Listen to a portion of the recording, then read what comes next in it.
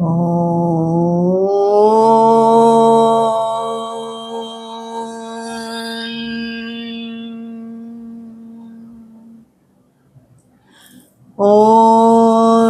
நம சிவாய. ஓம் அகஸ்தீஸ்வராய நமஹ. நம சிவாய. ஈசனை அகத்தில் காண்க என்ற தலைப்பின் கீழ் வரும் சித்தர் பாடல்களை நாம் பார்த்து கொண்டிருக்கிறோம். சித்தர் பாடல்களின் விளக்கத்தை நாம் பார்த்து கொண்டிருக்கிறோம். இப்பொழுது நம் அகப்பை சித்தரின் இந்த கருத்தில் அடிப்படையான பாடல்களை பார்ப்போம். அகப்பை சித்தர் மனதை செம்மைப்படுத்துவதற்காகவே பல பாடல்களை இயற்றியிருக்கிறார்.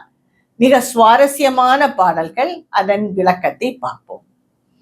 ஒன்றும் இல்லையடி அகப்பே உள்ளபடியாச்சே, நன்றிலை தீதிலையே அகப்பே நாணமும் இல்லையடி.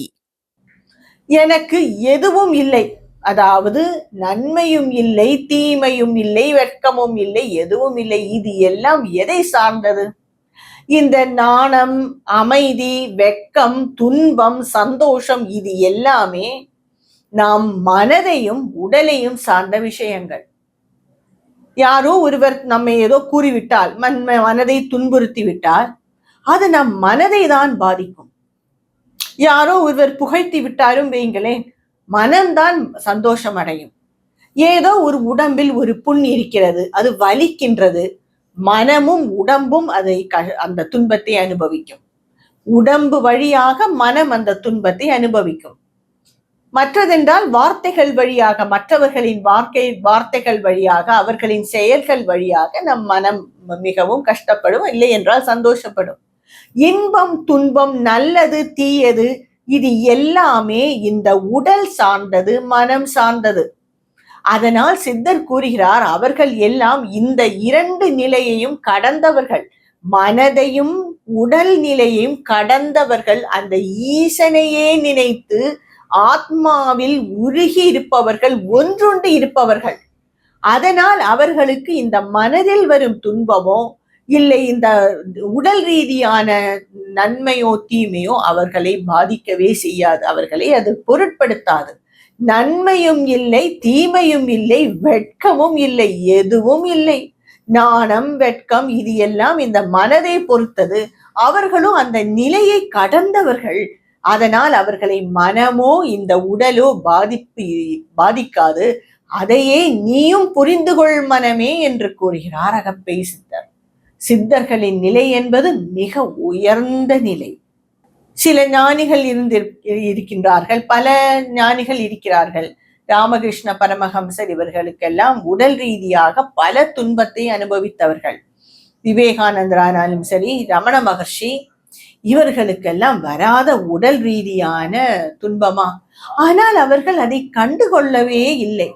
ஏனென்றால் அந்த உடலில், இந்த உடலுடன் மனதை வைத்திருந்து அந்த மனதுடன் இந்த ஆத்மா இணைந்திருந்தால்தான் இது எல்லாம் அவர்களுக்கு புரியும், தெரியும், அனுபவிப்பார்கள்.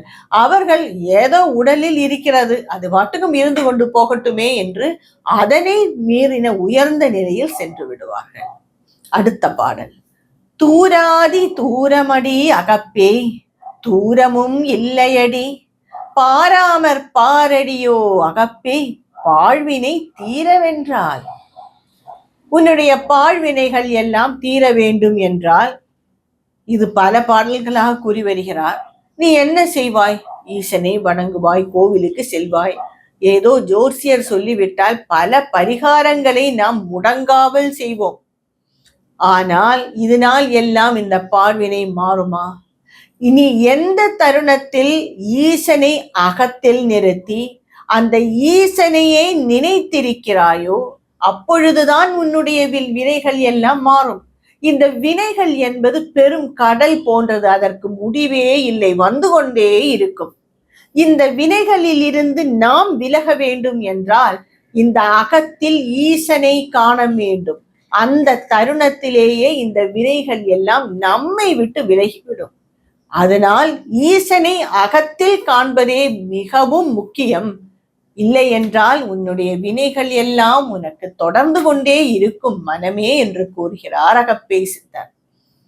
பாழாக வேணுமென்றால் அகப்பே பார்த்ததை நம்பாதே, கேளாமற் சொன்னேனே அகப்பே கேள்வியும் இல்லையடி. அதாவது நாம் பார்ப்பதைத்தானே உண்மை என்று நம்புகிறோம். இதோ பல பேரை நாம் பார்க்கிறோம், பல விஷயங்கள் அறிந்து கொள்கிறோம். இன்று ஏஐ என்று ஒன்று வந்திருக்கிறது, ஆர்டிபிஷியல் இன்டெலிஜென்ஸ். நம்முடைய அறிவை அது தனித்து விட்டு அது வாழ்கின்றது. இது எல்லாம் உண்மை என்றும் இதுதான் உண்மையான நிலை என்றும் நான் நினைக்கிறோம்.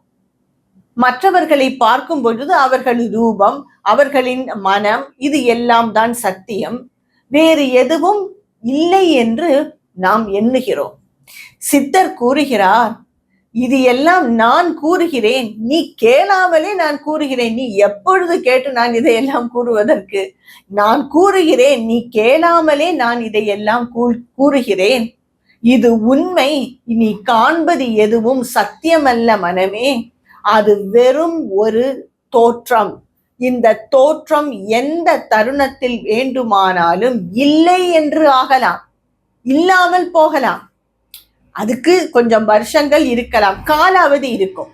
ஒரு காலகட்டத்திற்கு பிறகு நாம் சேர்த்து வைத்தது, நாம் கட்டி வைத்தது, நாம் பத்திரமாக பாதுகாத்தது ஏன் நாமே இல்லை என்று ஆகிவிடுவோம்.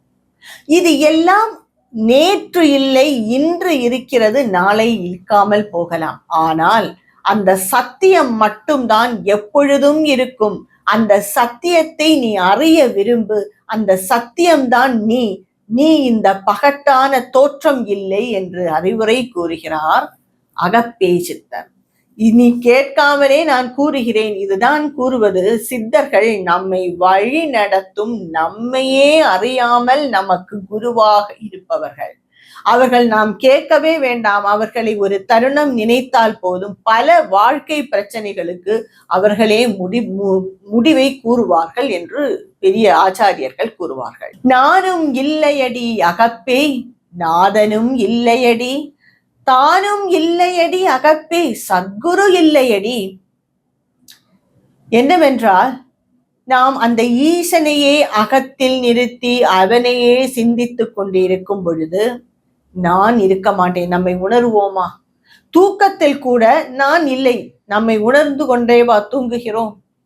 இந்த தூக்கத்துக்கே இப்படி என்றால், உயர்ந்த ஞான நிலையில் இந்த உடல் இருப்பதோ, இந்த மனம் இருப்பதோ நமக்கு தெரியாது. இந்த உடலால் சம்பாதித்த எல்லாம் நமக்கு வெளிப்படாது, தெரியாது.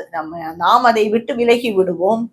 அந்த ஒரு தருணத்தில் வேதங்கள் இல்லை, ஆசிரியர் இல்லை, ஆசான் இல்லை, குரு இல்லை, யாருமே இல்லை, நான் மட்டும்தான். அந்த நான் என்ற நிலை இது அகங்காரத்தின் வெளிப்பாடல்ல.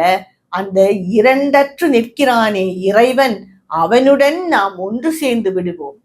அந்த அகங்காரம், நான் ஆங்கிலத்தில் கூற வேண்டுமென்றால் அந்த இண்டிவிஜுவாலிட்டி, அந்த ஒன்று வந்துவிட்டால் மனம் ஒட்டிக்கொள்ளும். மனம் ஒட்டிக்கொண்டால் உடம்பு ஒட்டிக்கொள்ளும். அதற்கு பிறகு நான் அது இருக்கிறது, இது இருக்கிறது, என்னிடம் இது இருக்கிறது, இது இல்லை என்றெல்லாம் கூறிவிடுவோம்.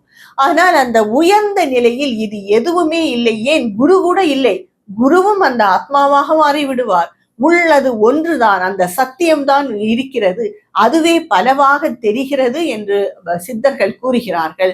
குருவும் அந்த ஆத்மாதான், அந்த ஈசனும் ஆத்மாதான். அந்த ஒரு பாவியாக இருந்தாலும் அவனும் ஆத்மாதான், பெரிய புண்ணியாத்மாவாக இருந்தாலும் அவனும் அந்த ஆத்மாதான். அந்த ஒன்றுதான் உண்டு, அந்த சத்தியம்தான் ஒன்று. அந்த உயர்ந்த நிலையில் நாம் எதையுமே உணர மாட்டோம், எதையும் உணருவதில்லை, எதுவும் இல்லை. அங்க தானும் இல்லை, சத்குருவும் இல்லை, ஈசனும் இல்லையடி என்று மனதிடம் கூறுகிறார் அகப்பே சித்தர். மேலும் அவரின் பல பாடல்களை என்னுடைய அடுத்த வீடியோவில் காண்போம். நம சிவாய.